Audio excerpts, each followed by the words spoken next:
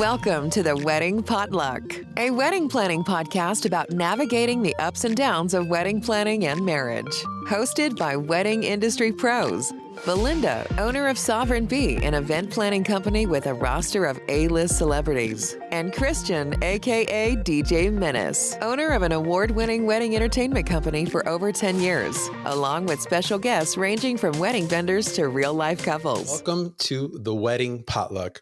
This is our official first episode, and I think excitement is an understatement. Would you say? You don't look excited, though. I look excited. I just didn't sleep last night because I was so excited about this. So this is what happens, the anxiousness, because you are so passionate about something that you want to make sure that you nail it. And that's who Belinda is. And if you don't know who Belinda is, well, tell him, Christian. Tell him who I am. I don't know where to start with you because some would think that she's just a wedding planner, but you're just much more than that because you have history in radio, production, working with A-list celebrities, can we say? Yeah. Not B-list, A-list. You almost said A-list. No, A-list. No, not Paylist either. A-list celebrities. Yeah, so I started in radio many moons ago. So this is kind of bringing me back to El Vacilón de la Mañana days. I don't know how many of you know of Spanish radio, but we used to compete against Howard Stern.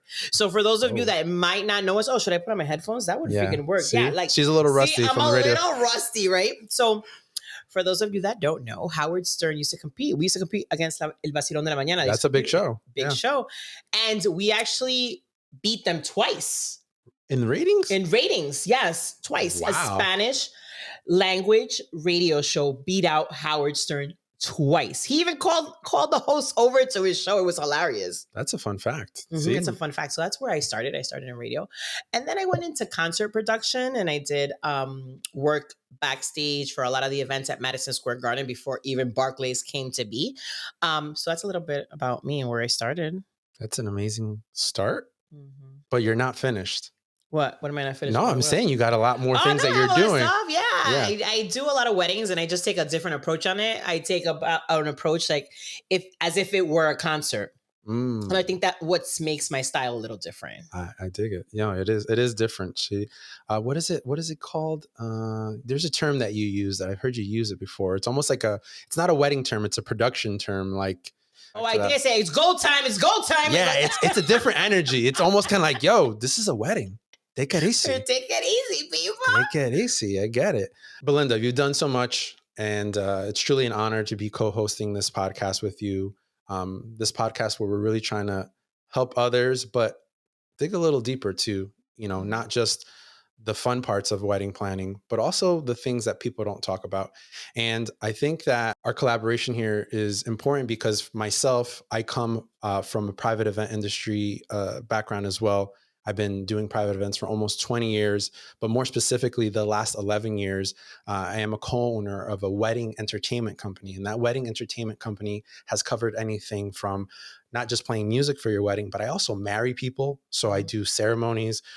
We've also had our hand in photo and video stuff. So we're dealing with a lot of different angles of the day, a lot of different components of the day.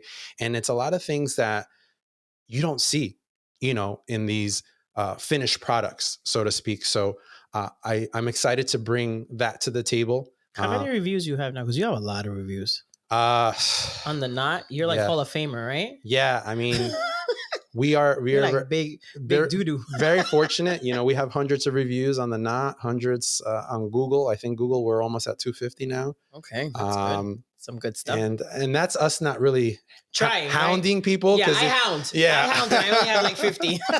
Yeah, it's hard, right? Because everybody's like, yeah, we'll write your review, and then you got to remind them about you, and then they get their pictures, and they're good to go, and they're like, oh yeah, that was great. They're great. So it happens, but it's definitely a industry that it's not the same as planning a different type of event, like a social event, like a baby shower, it's different. It's completely different. Birthday. Or even a club, right? When I talk about music. I know a lot of people, a lot of my brides or couples, they come to me and they're like, oh, my DJ's at a club. And I'm like, sweetheart, it's not the same thing.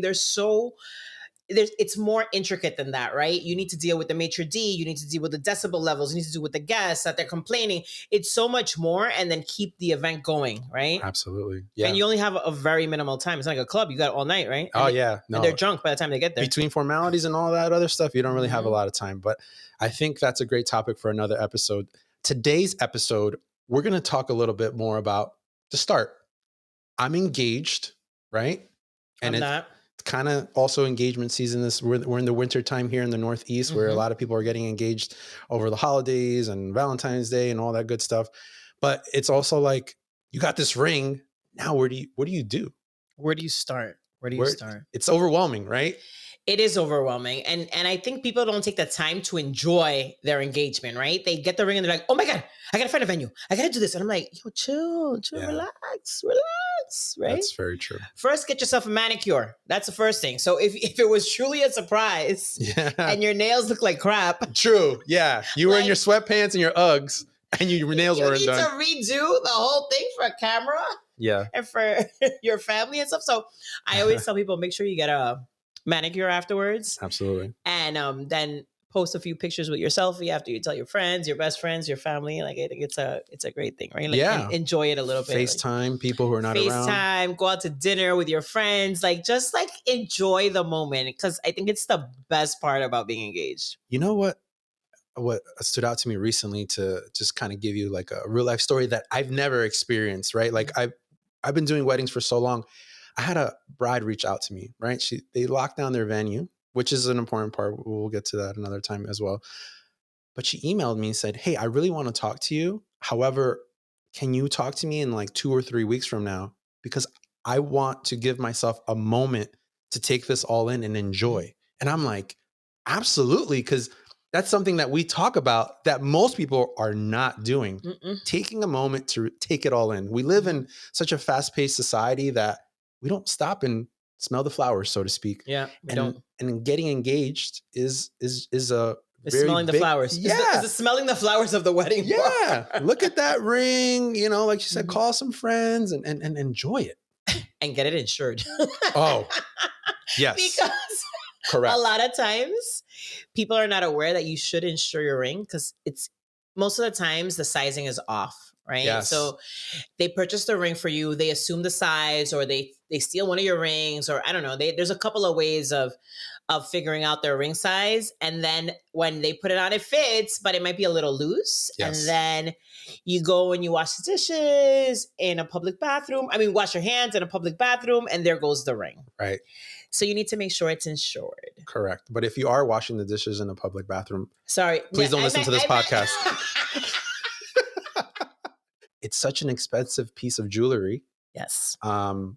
And you could lose it. It's very possible. And this insurance will cover that, but most people are not looking into that. So I think people Google it. I mean, or start with the person who sold you the ring. Right. Sometimes they will have good references for their insurance, but that is big. I don't hear anybody talking about that. Huge. Nobody's talking about, ring insurance. No. I got engaged. Yes. And, they're skipping right over that. And it usually expires every year. Sometimes you got to renew it. So be mindful of that. We take it in. We called some friends. We got the manicure. We insured our ring. And then now we're moving on to some other things. How much are you spending on this wedding? Excuse me. Let's role play a little bit. Let's role play. Okay. Oh my God, honey, I love this ring. It's so beautiful. You love it. I saved all my life for this ring. Okay, so I want a really big wedding. I'm going to invite 300 people. 300. I want to have it at this place. It looks like a castle. It's called Park Chateau. And I really want to have my wedding there. I got 3 jobs. Yeah, basically. So the next thing is budget, right? Where are you getting the money for this wedding? Right. Hello? Correct. Budgeting is big. Your partner probably spent about, what? I would say like anywhere from 7 to 10 grand. In the Jersey area, right? That's pretty conservative for. How much you spend on your wife? I'm hearing this. 10. Okay. Yeah. See, so that's 10. Right. That's not getting something too crazy. And that was 4 years ago. Right.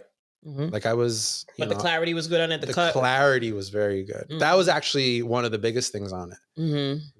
It was a smaller stone, but it was also a classic one. So like pear and others might be a little cheaper. So next thing is budget. Yeah. So it's budget. What kinds of wedding are you envisioning? and how much money do you have to put towards that vision, Yeah. right? Because let's be realistic, not everybody has 200K to throw out for a wedding.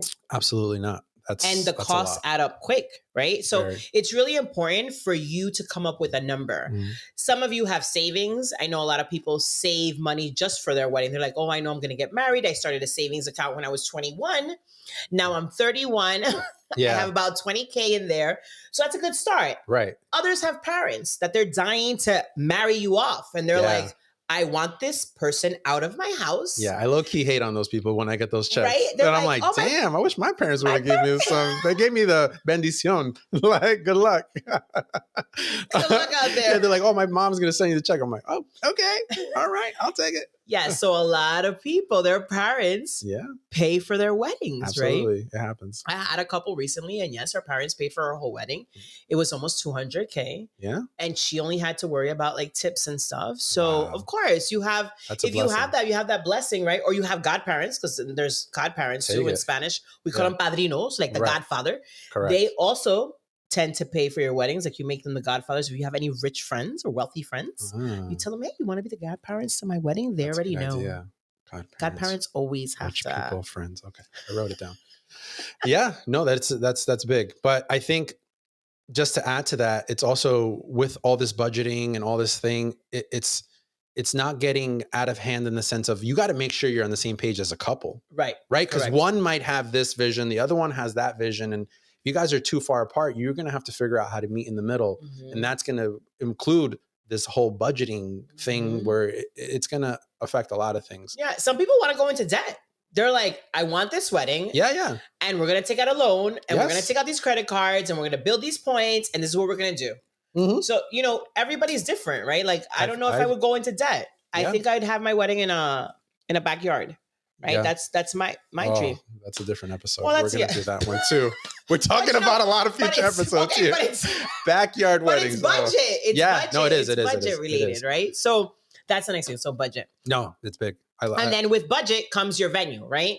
So once you get your budget, then you could determine what kind of venue you want, right? Do you want a warehouse venue? Do you want a backyard wedding? do you want destination? Do you want local? Yes. So that's the next part. Yes. Right? So we got this venue potentially. Well, we figured out destination or whatever. Budget, venue. Mm-hmm. All these things. We got to do some digging. We got to do some research. What's a good place, or where are some good places to start your research, I guess, or you would recommend? So I tend to tell people, ask your friends. Now, you don't go to your friends and ask them, oh, what DJ did you use? Oh, what?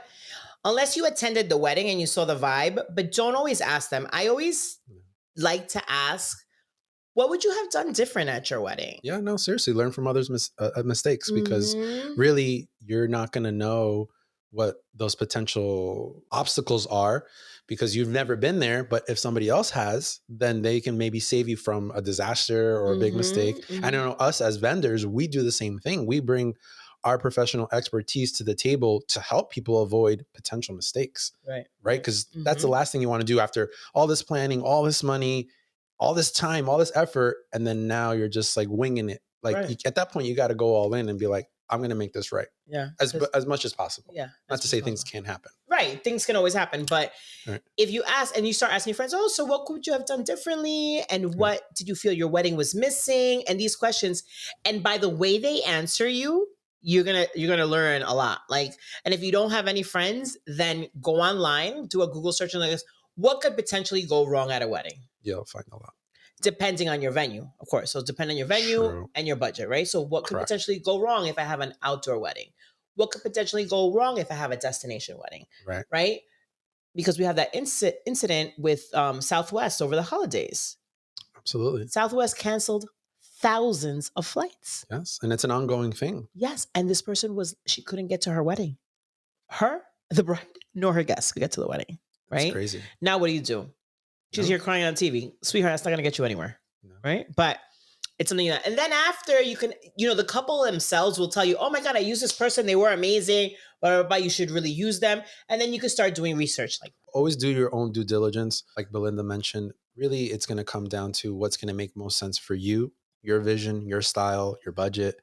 And references are great because it's also a way to know that something worked right? If you're Right, getting a good right. referral from a vendor, I think that's a great start.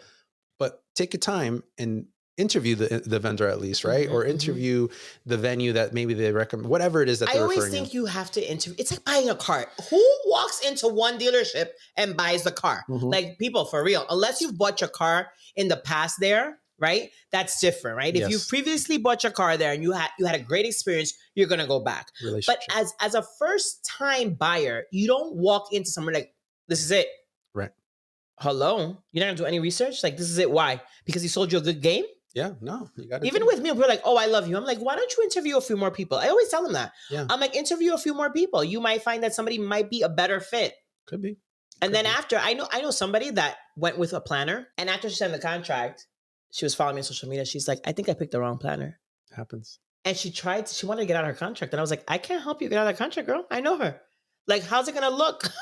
Yeah. That you like tell you want to cancel your contract and then go with me? I'm like, nah, I can't do that. I'm sorry, sweetheart. You're gonna have to stick it out. Like, you're gonna have to go with your decision. I've had situations like that before, and not to go down that rabbit hole, but I even had one time that they did that. They kind of had second thoughts about the DJ. They ended up hiring me. Somehow, I don't know what they did with that contract. The DJ showed up the day of the wedding just to get proof that there was another DJ there, so then he could go sue them.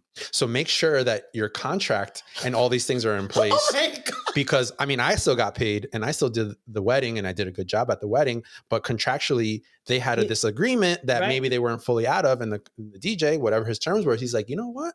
I'm going to show up that day. So I have proof that I was there, that they didn't hold their end of the bargain. They didn't cancel the wedding. It's not like they didn't get married or anything like that. 1,800 cantazo. Took him to court and he won. Sorry that we speak in Spanish sometimes, Sorry, right? I'm Cuban, he's Colombian. We just go into it just so natural. I'm excited, even though if I didn't start off looking excited. No, you're better if now. You're watching on video, hopefully I sounded excited. If you're listening on the podcast. Because we have two different personalities. Yes. You're chill excited. Yes. And I'm a hyper excited. Correct. But hopefully you took some value out of this episode, and we're going to have a lot more like this to help you navigate this wedding planning process. And I think they should stay tuned for our next episode, which is a juicy one. I don't remember, but what is it?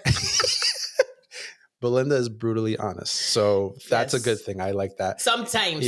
Yeah. So this gets me into a lot of trouble. Picking your vendors. Ooh, baby, that's a juicy one. Right? We got this ring. We went through this. I enjoyed the moments and that, but now you got to start making moves. And the next moves are picking your vendors.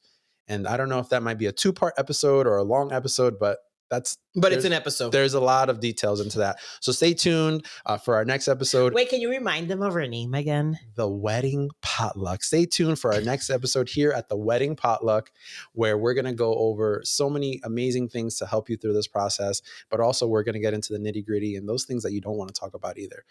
This is Christian, aka DJ Menace, signing off with Belinda, a queen, aka Sovereign B. Thank you so much for tuning in. See you guys next time. Thanks for tuning in to the Wedding Potluck, your go-to podcast for all things wedding planning. We hope you found our discussions and expert tips helpful in creating the wedding of your dreams. If you have a story you'd like to share or a topic you'd like us to cover, feel free to reach out to us through our website, theweddingpotluck.com, or on social media at The Wedding Potluck, where you can also find more inspiration and resources. And remember, no matter how big or small your celebration, the most important thing is the love that brought you together. Until next time, let's raise a toast to love.